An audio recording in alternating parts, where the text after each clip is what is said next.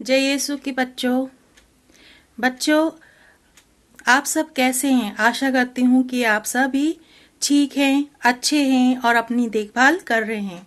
साथ ही साथ आप लोग अपनी पढ़ाई भी अच्छी तरह से कर रहे हैं और अपने माता पिता का कहना भी मान रहे हैं।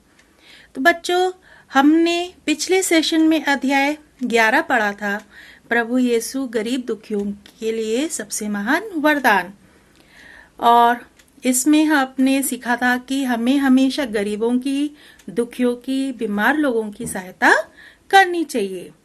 और बच्चों, आज आप पढ़ेंगे अध्याय 12, प्रभु यीशु पापियों के लिए सबसे महान वरदान। पर इस अध्याय को शुरू करने से पहले हम माता मरियम से प्रार्थना करेंगे और उनसे विनय करेंगे कि वो हमेशा हमारे साथ रहें, ताकि हम प्रभु यीशु की शिक्षाओं को अच्छी तरह से जान लें और उन पर चलना शुरू करें और उन पर हमेशा जो भी उन्होंने हमें शिक्षा दी है उसको हमेशा दिल से माने और उसको हमेशा अपने जहन में रखते हुए, अपने हृदय में रखते हुए दूसरों की सेवा में अपना जीवन बिताएं। तो आइए, आप अपने हाथ जोड़िए, आंखें बंद कीजिए और क्रूस का चिन्ह बनाइए। पिता, पुत्र, पवित्र आत्मा के नाम पर आमीन। प्रणाम मरिया, कृपा पूर्ण, प्रभु तेरे साथ है, धन्य तू स्त्रियों में और धन्य तेरे गर्भ का फल यीशु। हे संत मरिया, परमेश्वर की माँ, प्रार्थना कर हम पापियों के लिए, अब और हमारे मरने के समय आमीन। प्रणाम मरिया, कृपा पूर्ण, प्रभु तेरे साथ है, धन्य तू स्त्रियों में और धन्य तेरे गर्भ का फल यीशु। हे संत मरिया, परमेश्वर की माँ, प्रार्थना कर हम पापियों के लिए, अब और हमारे मरने के समय आमीन। प्रणाम मरिया, कृपा पूर्ण, प्रभु तेरे साथ है, धन्य तू स्त्रियों में और धन्य तेरे गर्भ का फल यीशु। हे संत मरिया, परमेश्वर की माँ, प्रार्थना कर हम पापियों के लिए, अब और हमारे मरने के समय आमीन। पिता, पुत्र, पवित्र आत्मा के नाम पर आमीन। तो बच्चों, आज हम अध्याय 12 शुरू करेंगे, प्रभु यीशु पापियों के लिए सबसे महान वरदान। पर इस अध्याय को शुरू करने से पहले मैं आपसे कुछ प्रश्न पूछूंगी। आप जब शैतानी करते हो या आपसे कोई चीज टूट जाती है, तो क्या आप अपने मम्मी पापा को सच्ची बात बताते हो या झूठ बोलते हो? अगर आप झूठ बोलते हैं तो वो बहुत गलत काम है। अगर आप सच में अपने मम्मी पापा को सच्ची बात बताते हो कि ये आपसे खराब हुआ है या आपसे ये चीज टूटी है, तो आप बहुत अच्छे बच्चे हैं। बच्चों, आप जब भी कोई गलती करते हो या आप कभी अपना होमवर्क नहीं कर पाते हो, आपको कुछ समझ में नहीं आता है, या आपसे कांच का ग्लास टूट जाता है, कप टूट जाता है, या फ्लावर वाज होते हैं, गुलदस्तान होते हैं, अगर वो कभी गिर के टूट जाए तो आपको क्या करना चाहिए? आपको सच बोलना चाहिए कि हाँ, मेरे से ये टूट गया है, मेरी गलती है, या मैं अपना होमवर्क करना भूल गया। आप सच बताएंगे तो आपको ना ही आपके मम्मी पापा कभी पनिशमेंट देंगे, ना ही कोई टीचर आपको पनिशमेंट देगी, बल्कि वो आपको प्यार से समझाएंगे और कहेंगे अगली बार से ऐसा नहीं होना चाहिए।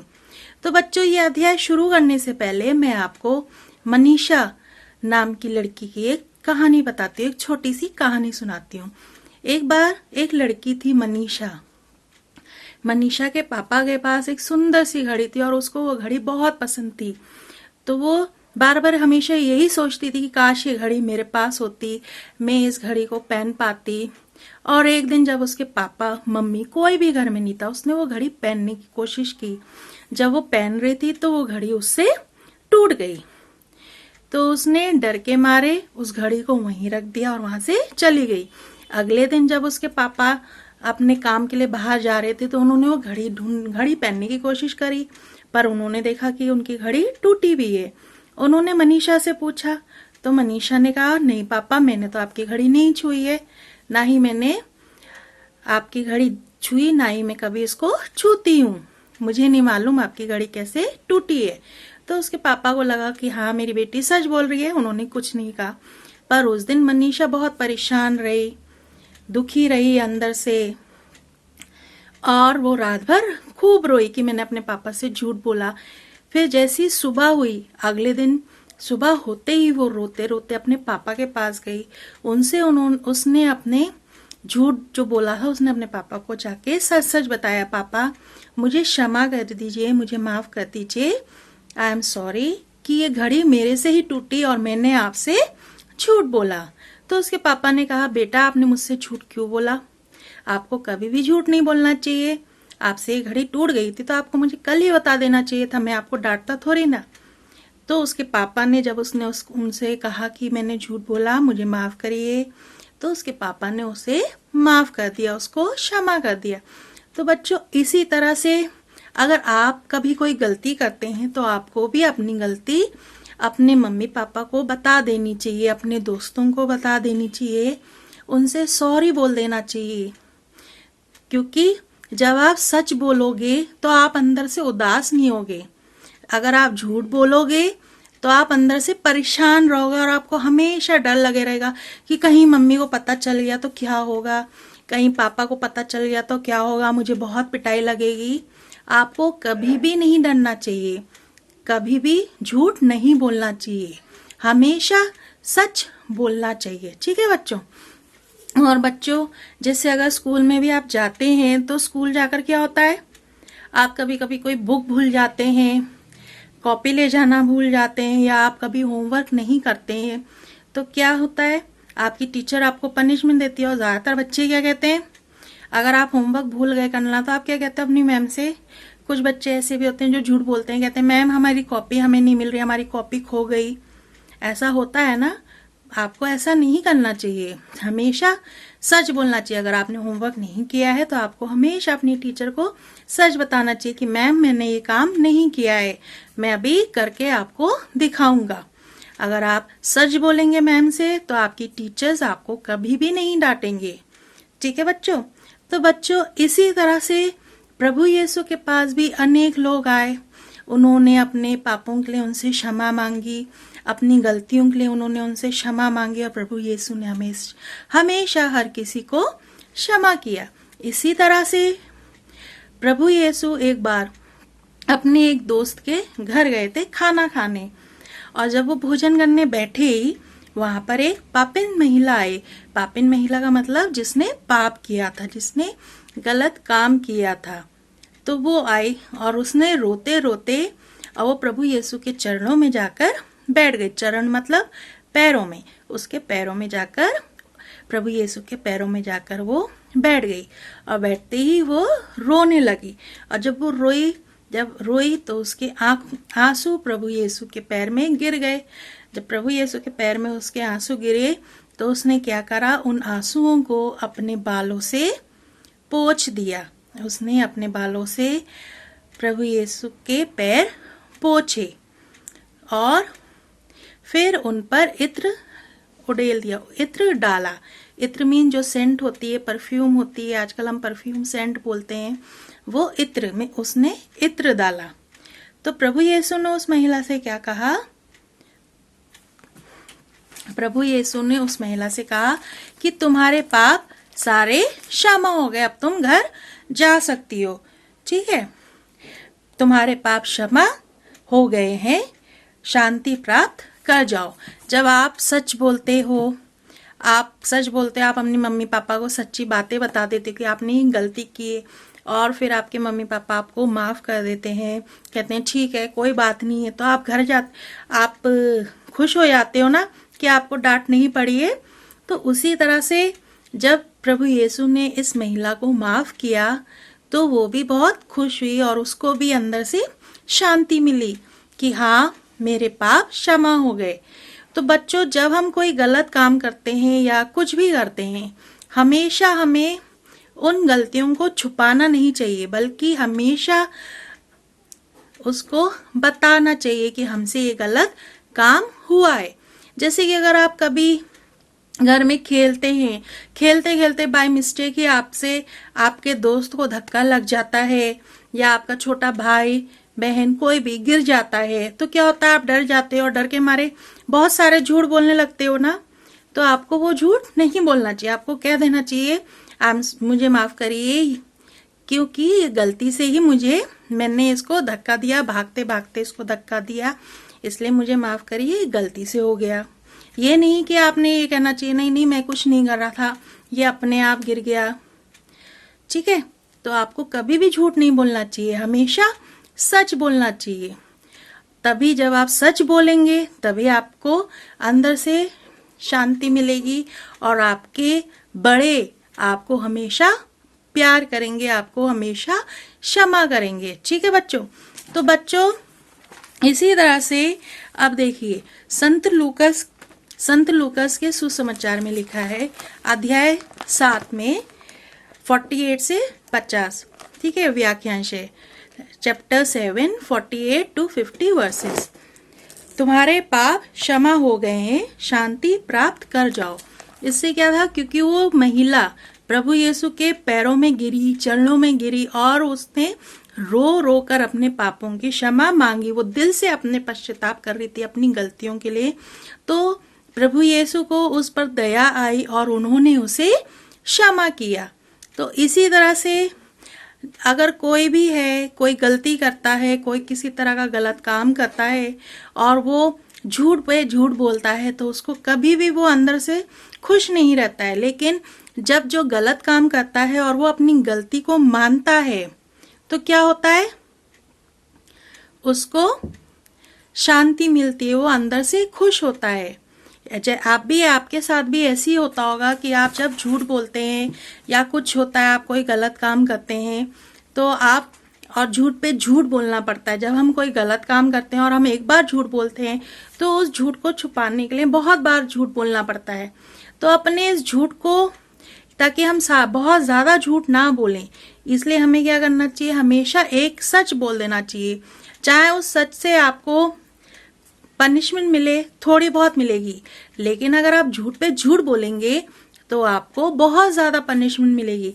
आपके मम्मी पापा आपको बहुत पनिशमेंट देंगे, आप फिर घर में आपसे कोई भी बात नहीं करेगा, आपको प्यार नहीं करेगा, आपसे गुस्सा हो जाएगा। और अगली बार अगर आप सच भी बोलोगे तो आप पे कोई यकीन नहीं करेगा, क्योंकि आप अगर झूठ पे झूठ बोलेंगे तो लोग यही सोचेंगे कि आप सिर्फ झूठ बोलते हैं। तो आपको क्या करना है, आपको हमेशा सच बोलना है। अगर आप गलती करते हैं, कोई कुछ भी हो जाए, अगर आपसे पेन खो जाए, कॉपी खो जाए, या आजकल मम्मी पापा के मोबाइल आपके पास रहते हैं, अगर वो आपके हाथ से नीचे गिर जाते हैं, टूट जाते हैं, तो आपको क्या करना चाहिए, उन्हें सच्ची बात बतानी चाहिए कि ये फोन हमसे टूटा है, मुझसे टूटा है, गलती से हाथ से गिर गया था। अगर आप बोलेंगे कि नहीं नहीं मुझे नहीं मालूम है, मुझे नहीं मालूम ये फोन कैसे टूटा, क्या हुआ, तो आपको आपकी मम्मी पापा बहुत डांटेंगे। पर अगर आप सच्ची बोलोगे तो आपको मम्मी पापा थोड़ा बहुत डांटेंगे, ज्यादा नहीं डांटेंगे, पर वो आपसे और ज्यादा प्यार करेंगे कि आप उनसे सच बोलते हो, आप उनसे पापों की, अपनी की हुई गलती के लिए आपको पछतावा है, आप अपनी गलती के लिए उनसे माफी मांग रहे हैं।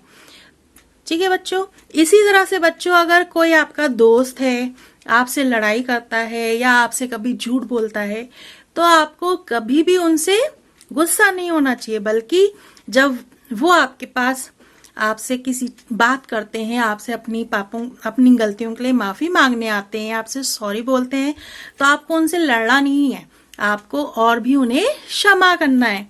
ठीक है, और अगर कोई आपसे माफी मांगने नहीं भी आता है तो भी आपको अपने दिल में उनके लिए कभी भी किसी भी तरह की गलत फीलिंग्स नहीं रखनी चाहिए। हमेशा दूसरों के साथ खुश रहना चाहिए। दूसरे अगर आपको मार भी दे, आपको पिटाई लगा देते हैं, आपसे लड़ाई झगड़ा करते हैं या आपकी चीजें तोड़ देते हैं, खिलौने, बच्चों के खिलौने होते हैं, आस पड़ोस के बच्चे आते हैं, खेलते हैं और कभी कभी गलती से टूट जाता है खिलौना, तो आपको उनसे लड़ना नहीं चाहिए, आपको उनके साथ खेलते रहना चाहिए और उन्हें कभी भी लड़ाई करके ये नहीं कहना चाहिए कि तुमने मेरा खिलौना तोड़ दिया, मैं तुमसे नहीं बात करूंगा, बल्कि आपको उन्हें माफ करना चाहिए, क्योंकि हमारे को प्रभु यीशु ने हमेशा सिखाया है कि हमें दूसरों को क्षमा करना है। और क्यों क्षमा करना है, क्योंकि हम सभी एक ही ईश्वर की संतान है और हम सब क्या है, भाई बहन है। और जब हम एक दूसरे को माफ करेंगे, क्षमा करेंगे, तभी हमारे दिलों में प्रेम होएगा और हम एक सुखी संसार बना पाएंगे। अगर हम लड़ाई झगड़ा करेंगे तो हमारा संसार कभी भी खुशी वाला संसार नहीं बन पाएगा। इसी तरह से बच्चों, जैसे आपके घर में बहुत सारे लोग रहते हैं, अगर आपके घर में कभी कोई गलती होती है तो सब एक ही के पीछे पड़े आते हैं, उससे लड़ने लगते हैं, डांटने लगते हैं, तो क्या होता है, उससे आपके घर में टेंशन हो जाती है, बातचीत नहीं होती, तो आप लोगों को अच्छा नहीं लगता होगा। क्यों? क्योंकि आपको जब आपके घर में सभी खुश होते हैं, सब एक दूसरे से बात करते हैं, तो आप भी बहुत खुश होते हो ना। तो उसी तरह से आपको अपने पड़ोसियों से कभी लड़ाई नहीं करनी चाहिए।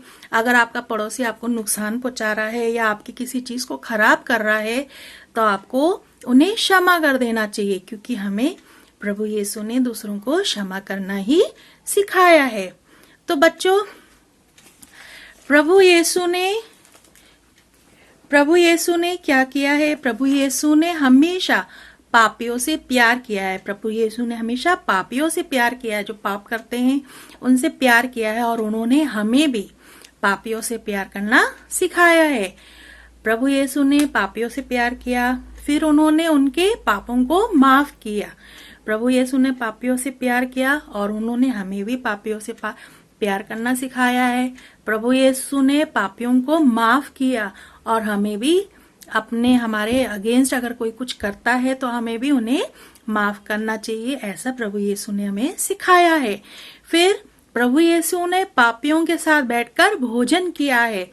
जैसे कि आजकल हमारे घरों में आपस में लड़ाई झगड़ा होता है तो सब अलग अलग बैठ के खाना खाते हैं, पर ऐसा नहीं होना चाहिए। अगर आपके घर में लड़ाई झगड़ा भी है, आपके पड़ोस में लड़ाई झगड़ा भी है, तब भी आपको अपने पड़ोसियों को इनवाइट करना चाहिए, या घर में आपको कोशिश करनी चाहिए कि सब एक साथ मिलकर खाना खाएं, एक साथ मिलकर प्रेयर करें।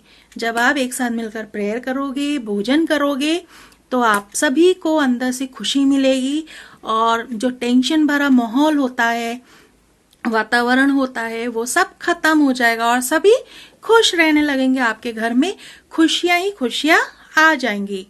ठीक है। फिर प्रभु यीशु दयालु है, वे पापों पर पश्चाताप करने वालों को माफ करते हैं। दयालु, जब प्रभु यीशु दीन दुखियों की सेवा करते हैं, जो उनके विरोध काम करते थे, प्रभु यीशु के विरोध, प्रभु यीशु को नुकसान पहुंचाने की कोशिश करते थे, प्रभु यीशु उन्हें भी हमेशा माफ किया करते थे। तो हमें भी प्रभु यीशु यही सिखाते हैं कि अगर कोई हमारे अगेंस्ट कोई काम कर रहा है, हमें नुकसान पहुंचाना चाहते हैं, तो हमें उसके लिए घृणा नहीं होनी चाहिए। हमारे दिल में घृणा नहीं होनी चाहिए, बल्कि हमारे दिल में उनके लिए प्रेम होना चाहिए और हमेशा उनके साथ उनके लिए हमेशा दुआ करनी चाहिए, प्रार्थना करनी चाहिए कि वो खुश रहे। ठीक है बच्चों, अब हम मनन चिंतन करते हैं। मनन चिंतन क्या है? कि हमें सोच विचार करना है कि हमें क्या करना चाहिए। क्या है? हमें हर एक मनुष्य से, जैसे हम मनुष्य, मैं भी बहुत गलतियां करती हूँ, पर अपनी गलतियां हमें माननी चाहिए। अगर कोई गलत काम मैंने किया है, अगर मैंने गलती से किसी बच्चे को अनजाने में पनिशमेंट दे दी है, तो मेरा कर्तव्य क्या है? उस बच्चे से माफी मांगने का। जब मैं उस बच्चे से माफी मांगूंगी तो क्या होगा? उस बच्चे को अच्छा लगेगा और वो भी खुश होएगा और मुझे भी अच्छा लगेगा कि हाँ, ये बच्चा बहुत खुश है। आपके स्कूल में भी ऐसा होता होगा, कभी कभी टीचर गलती से, या आपके मम्मी पापा, आपका छोटा भाई शैतानी करता है और आपको पनिशमेंट मिल जाती है। होता है ना ऐसा? तो जब आप ऐसा करते हैं और आपकी मम्मी फिर बाद में आपसे कहती हैं कि बेटा सॉरी, मुझे नहीं मालूम था कि ये तुम्हारे छोटे भाई ने या बहन ने शैतानी करी और मैंने तुम्हें गलती से डांट दिया। जब आपकी मम्मी आपसे सॉरी बोलती हैं और आपको प्यार करती हैं तो आपको अच्छा लगता है ना। हाँ, तो आपको जिस तरह से आपकी मम्मी या आपकी टीचर आपसे माफी मांग सकती है अगर गलती हो गई है उनसे, तो आपसे वो माफी मांग सकती है, तो उसी तरह से आपको भी, अगर आप कोई गलत काम करते हैं तो आपको भी अपनी मम्मी से या अपनी टीचर से माफी, या कोई भी हो, छोटा हो बड़ा हो, किसी से भी आपको माफी हमेशा माननी चाहिए और अपनी गलती को स्वीकार लेना चाहिए। ठीक है बच्चों। फिर आपकी हर गलती प्रभु यीशु को दुख देती है। हम अगर कोई भी गलत काम करते हैं तो ईश्वर, प्रभु यीशु, उन लोगों को दुख होता है, उनको चोट पहुंचती है। फिर अपने पापों के लिए पश्चाताप करें और उनके लिए माफ़ी मांगे।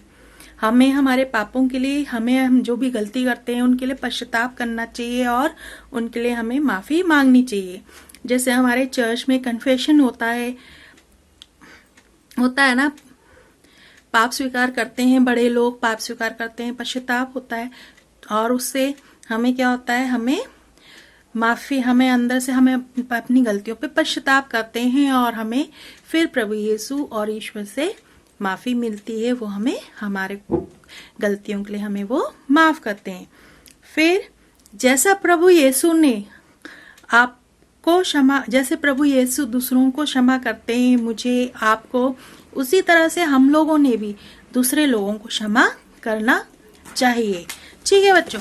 तो बच्चों, अगर हम कोई गलत काम करते हैं तो हमें अपनी गलती माननी चाहिए और उसके लिए हमें क्षमा मांगनी चाहिए। यदि कोई और हमारे विरोध काम करता है, हमें नुकसान पहुंचाना चाहता है, तो हमें उन्हें क्षमा करना चाहिए और उनके साथ प्रेम से रहना चाहिए। तो बच्चों, आशा करती हूँ कि आपको ये अध्याय समझ में आया होगा। आइए अब हम इस अध्याय के प्रश्न उत्तर करेंगे। तो पहला प्रश्न है आपका, जब प्रभु यीशु भोजन करने बैठे तब उस पापिनी महिला ने क्या किया? पहला प्रश्न क्या है आपका, जब प्रभु यीशु भोजन करने बैठे तब उस पापिनी महिला ने क्या किया? तो इसका उत्तर है, उसने अपने आंसुओं से प्रभु यीशु के पैर धोए, अपने बालों से उन्हें पोंछकर उनके पैरों को चूमा और उन पर इत्र भी उड़ेला। ठीक है, ये आपका पहला उत्तर है। फिर दूसरा प्रश्न है आपका, प्रभु यीशु ने उस महिला से क्या कहा? प्रभु यीशु ने उससे कहा, तुम्हारे पाप क्षमा हो गए हैं, शांति प्राप्त कर जाओ। फिर तीसरा है, जो आपको नुकसान पहुंचाते हैं आप उनके साथ कैसा व्यवहार करेंगे? जो आपको नुकसान पहुंचाते हैं आप उनके साथ कैसा व्यवहार करेंगे? कैसा व्यवहार करेंगे आप उन्हें माफ करेंगे। उन जो आपको नुकसान पहुंचाते हैं आप उनको माफ करेंगे, क्योंकि हमें प्रभु यीशु ने दूसरों को क्षमा करने की शिक्षा दी है। ठीक है बच्चों, प्रश्न नंबर 3 का उत्तर आप अपने शब्दों में भी लिख सकते हैं। अगर आप अपने शब्दों में प्रश्न नंबर 3 का उत्तर लिखना चाहें तो आप उसको अपने शब्दों में भी लिख सकते हैं। तो बच्चों, जो कार्य मैंने आपको दिया है आज, उसको आप अपनी कॉपी में कर लीजिएगा और जो इसका कोटेशन है, बाइबल का व्याख्यांश है संत लूकस का, उसको भी आप याद करिएगा और अपनी कॉपी में लिखिएगा। तो आशा करती हूँ कि आपको अध्याय 12 समझ में आया होगा कि किस तरह से प्रभु यीशु पापियों के लिए सबसे महान वरदान है। प्रभु यीशु ने पापियों को क्षमा दी, अनेक पाप करने वाले लोगों को क्षमा दी। शास्त्रियों ने, उनके अपने चेलों ने उन्हें धोखा दिया, लेकिन उन्होंने अपने शिष्यों को भी माफ किया। आपको पता होगा, उनके एक शिष्य ने उन्हें पकड़वाया, पर उन्होंने उस शिष्य को भी माफ किया। उन्होंने इस पृथ्वी पे जन्म लिया। क्यों? क्योंकि वो हम सभी लोगों को हमारे पापों से मुक्ति दिलाना चाहते थे और वो इस संसार को एक पाप रहित संसार बनाना चाहते थे। तो बच्चों, आप लोग अपना ध्यान रखिएगा और जितना भी कार्य है वो सब आप अपनी कैटेकिज्म कॉपी में रख लीजिएगा। अब मैं आपसे अगले सेशन में अध्याय 13 के साथ 13 शुरू करूंगी और तब आपसे मुलाकात करूंगी। तब तक के लिए आप अपना ध्यान रखिए, अपने मम्मी पापा का कहना मानिए और अपने पढ़ाई में ध्यान लगा के अपनी पढ़ाई को करिए। जय यीशु की।